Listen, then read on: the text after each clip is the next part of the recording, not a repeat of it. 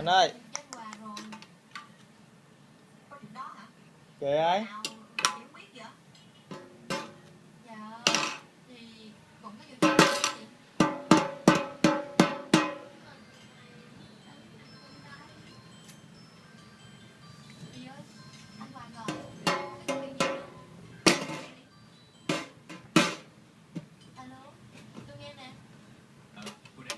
Rồi, quốc.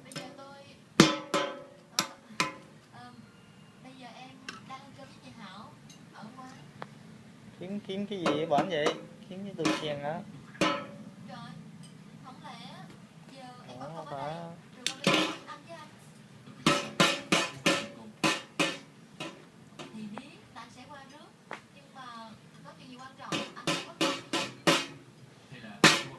Anh ơi.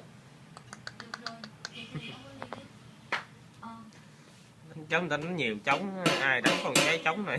Đó, tao quay qua tao kiếm trống á. Kiếm trống kiếm cái được chèn nữa. Chen chen. Chen chen.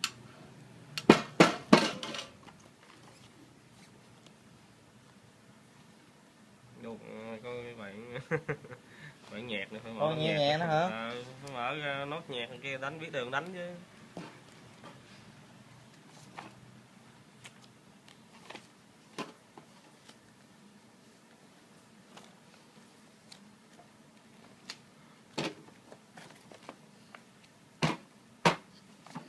Rồi, xuống đi.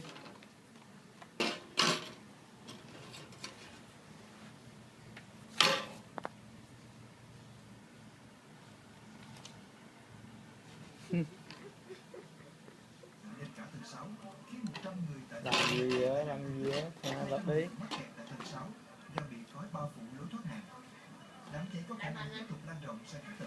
Tám gì bảy mấy xe cứu hỏa luôn. Hai chiếc trực thăng.